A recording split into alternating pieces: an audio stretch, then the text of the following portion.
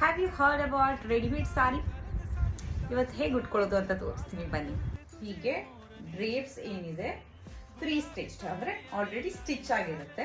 Starting ಏನಿರುತ್ತೆ ಅದು ಈ ಥರ ವಿತ್ ಕ್ಲಿಪ್ ಬರುತ್ತೆ. ಟ್ರೈ ಮಾಡೋಣ.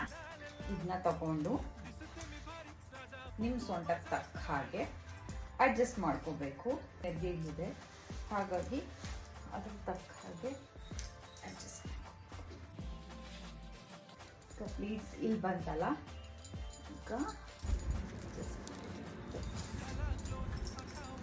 ಅಡ್ಜಸ್ಟ್